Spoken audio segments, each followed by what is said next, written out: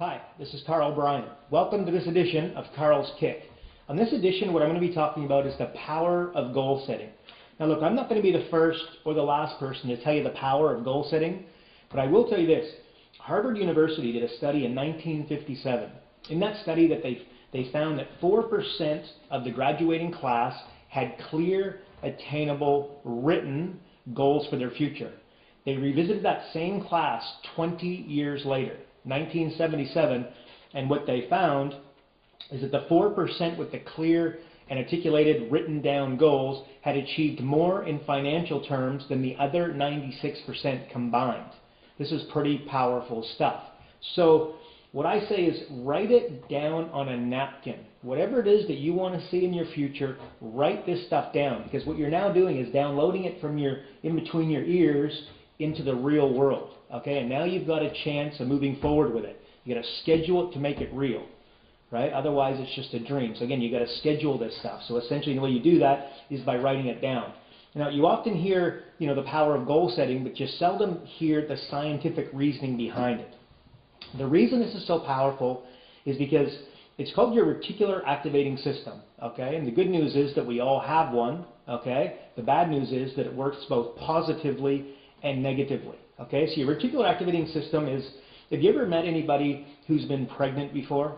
Okay, well, speak to them and ask them if they suddenly saw pregnant people everywhere. Okay, and then that same person suddenly had little Johnny in their arms. Okay, and guess what they now see everywhere? Little kids in prams getting pushed around. Okay, so you ever bought a new car? Okay, the red Mazda? You didn't see any of these things before you bought the car and you were looking at the brochure.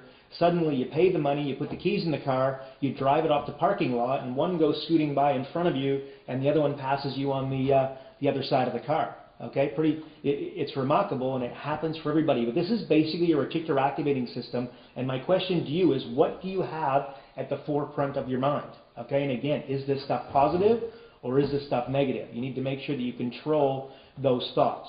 So the game plan here, what I'd like to do is I'd like you to write down 5 short-term, 5 medium-term, and then 5 long-term goals for your future. Okay, but let's start with the short-term.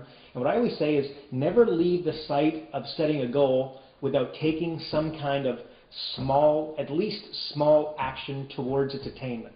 Okay, super, super powerful. So never set a goal without actually doing something towards achieving that goal.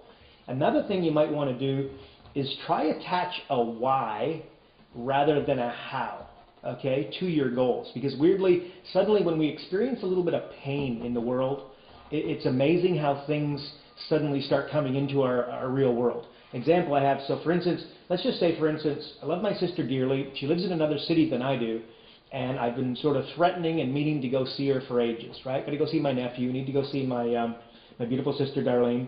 And suddenly, and it's just not happening, okay? So 1 month, 3 months, 9 months, 12 months. It's been 18 months and I haven't been to see her. Well, suddenly, and heaven forbid this hasn't happened, let's hope it doesn't, but if I got a phone call and she'd been in a car accident and she was suddenly laid up in a hospital in rough condition, and she ended up on the other side of on the other end of my phone, or somebody did to let me know that my sister was in rough shape and really wanted to see me, guess what would happen? I would stop everything I'm doing, and within hours, not days, but hours, I would be standing beside her bed. Okay? So essentially what happened is there was a why attached to it, because the reason I hadn't gone to see my sister is I was busy, and I've got the family commitments, and I've got, business commitments that I need to adhere to, and whatnot, right? So all these excuses to get in the way of you achieving what is really important in your life. So what I'm getting at is attach a why, and magically you might find that your goals start coming into your real world a whole lot quicker. So again, what I'd like you to do is I'd like you to get a piece of paper. Again, it can be a napkin, doesn't matter, but I'd like you to write down exactly what it is that you'd like to accomplish short term. So how about we send 5 thank you cards to our best clients? How about we form a joint venture with somebody who's already predisposed or already doing business with the target market and the people that we would ultimately like to be doing business with? How about we send flowers to a loved one? How about we make a couple phone calls from, friends in our past we've lost touch with that we keep thinking we should get, basically get back in touch with? How about I'm going to clean my office? They say that, if your office is a mess, your mind's a mess. Okay, well weirdly, when you all of a sudden clean your office, suddenly your computer starts working better, you start working within your office a little bit better.